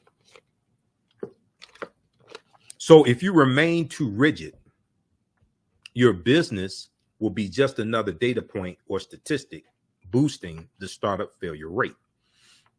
It's worth knowing that the need you're fulfilling now may not always be there, as I said a few minutes ago.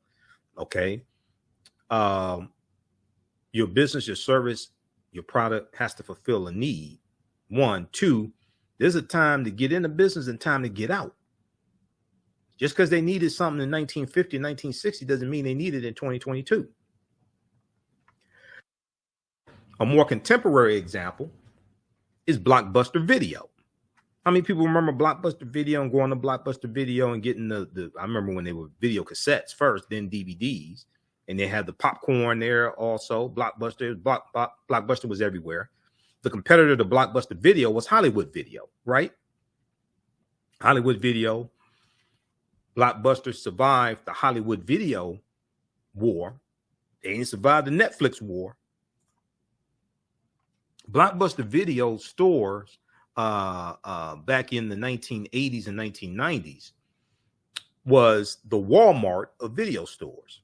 When the internet started gaining popularity, Walmart, Blockbuster failed to keep up with the times. There was a change in the environment. And actually, when you study Netflix, which is what took Walmart out, Blockbuster out. Netflix took Blockbuster out. Netflix started, the guy who started Netflix, he started Netflix because he returned a Blockbuster video back, and it was a bunch of late fees or something like that, right? This is how Netflix started, as a competitor to Blockbuster. And Netflix has just exploded over the years. Netflix has exploded over the years to creating original content and being a huge Goliath when it comes to streaming services, etc. We know they've had recent shedding of subscribers. It's going to happen sooner or later. But Netflix is still alive. Blockbuster, where's Blockbuster? Okay, I think there's it's like maybe one Blockbuster store left in America or something like that. Blockbuster didn't survive the war. Netflix did. So Blockbuster failed to keep up with the times and the change in the environment and change in technology, the change in the way that the entertainment is delivered. And Blockbuster told themselves the internet was just a fad. When Blockbuster changed, I remember when Blockbuster changed, after Netflix came out, Netflix was gaining market share. Blockbuster changed their strategy and they started offering the monthly service where you could stream the movies like Netflix. But it was too late. Blockbuster made the change too late, and Netflix had gained too much market share. Okay. And Netflix started out with DVDs. Then Netflix switched to DVDs and streaming. Blockbuster tried to do it, and it was too late for Blockbuster. They had lost too much market share. And people got upset. People got upset also with the late fees with Blockbuster, things like that.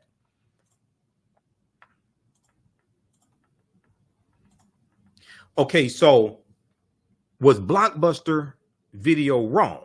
Netflix and Redbox. Redbox was also a competitor as well, but Redbox was similar to Netflix, where they had the DVDs that you mailed, and then I think they went to streaming service also. But Netflix won that war. Don't be another Blockbuster.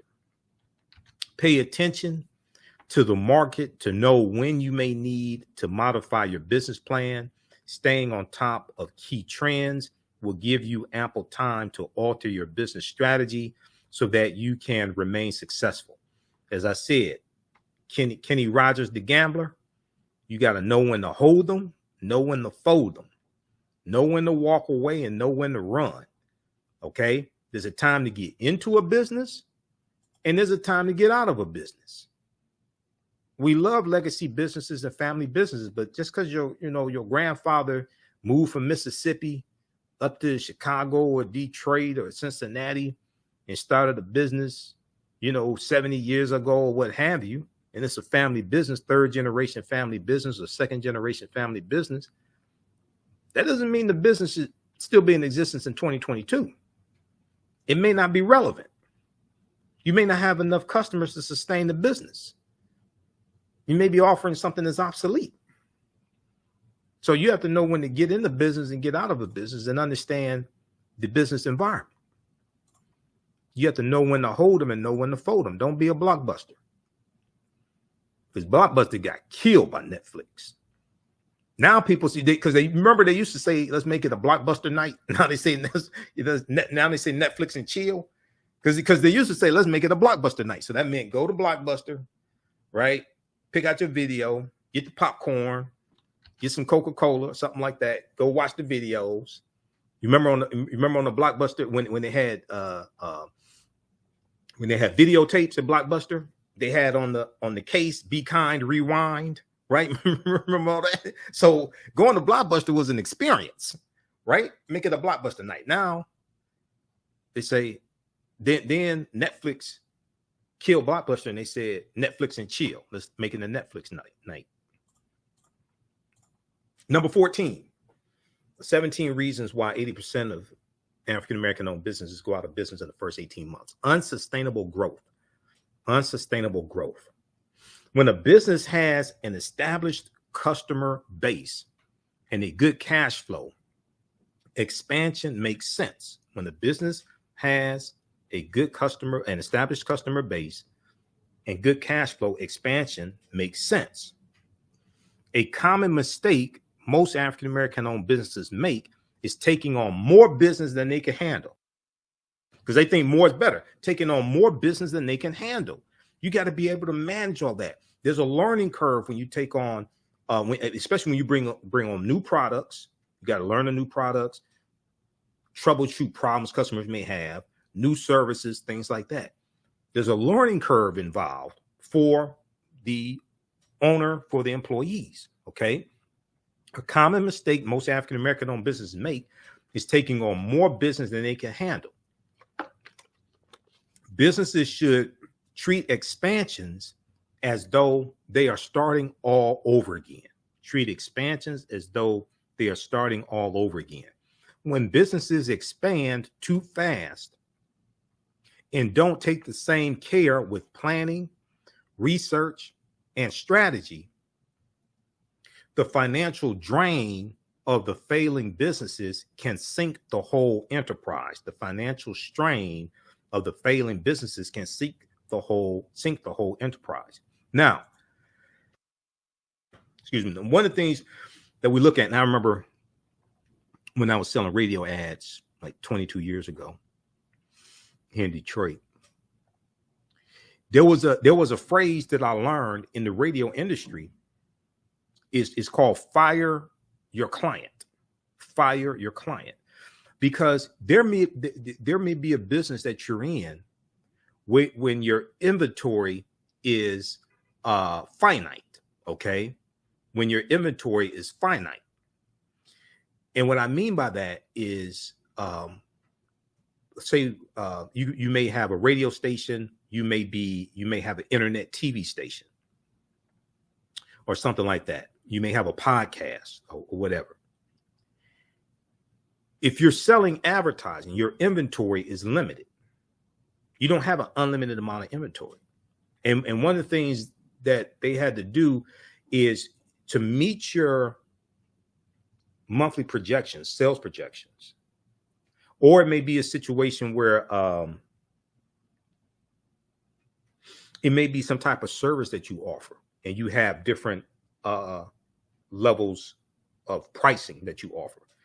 Some customers that you don't get a lot of money from, you may have to stop servicing those customers because they take up so much time and focus on other customers who produce what we may call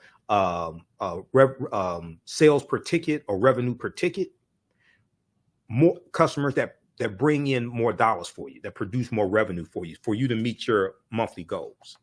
This is something I learned in radio, because some in the radio game, you have limited inventory each month to sell ads. You don't have an unlimited amount of inventory. Okay. You don't have an unlimited amount of inventory. So if you have people that just want to spend $1,000 a month on ads, and they're taking up ad space, and you got other customers that want to spend $10,000, $20,000 on ads, you may have to reduce how many of those people, and it could be 10, 20, 30 customers, but you don't have the ad space for your big clients, because these people over here are taking up that ad space and generating a much smaller amount of revenue, and it makes it harder for you to meet your monthly or quarterly sales goals. So you'll learn about the 80-20 rule. If you don't know about the 80-20 rule, especially when it comes to sales and business. We'll talk about the 80-20 rule in just a minute. If you don't know about the 80-20 rule, I'm not sure what you're doing, or if you've taken entrepreneurship class before, but especially in sales, because I have a strong background in sales. And I used to read a lot of books on sales and listen to books on tape from people like Tom Hopkins and Zig Ziglar and Brian Tracy, all the sales gurus, Steve Schiffman. And Steve Schiffman has information on cold calling, things like this. You'll learn about the 80-20 rules.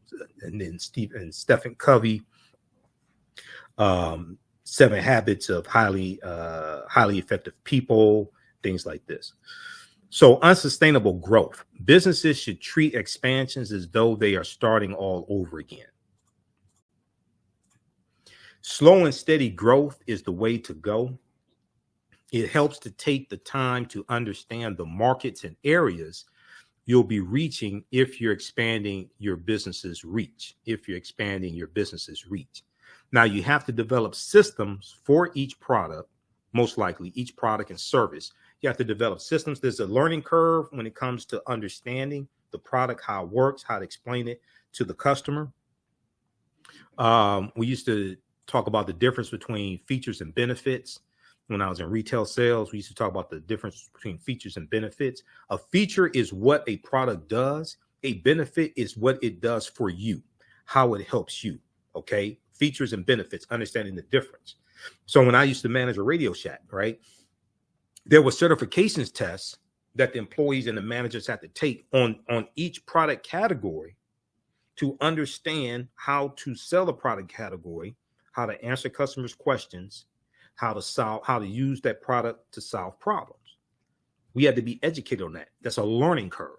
Okay. So when you start taking on more products and services in your business, there's a learning curve involved in that.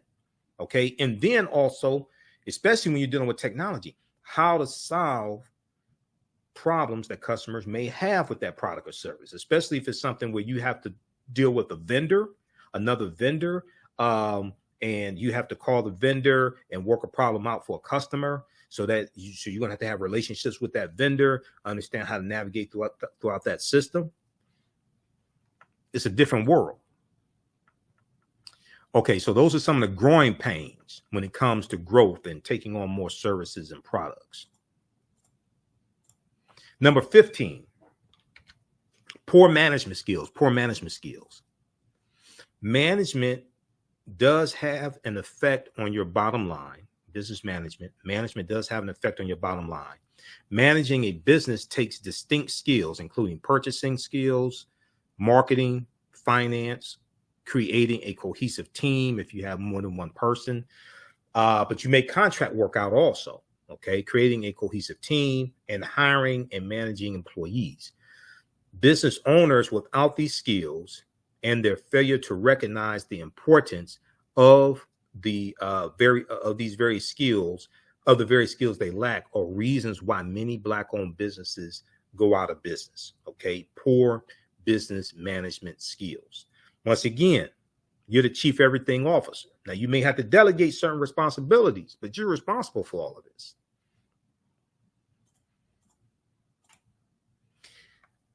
Some business owners fall into the overconfidence trap and would rather struggle with a certain aspect of running a business than educate themselves or outsource work to professionals.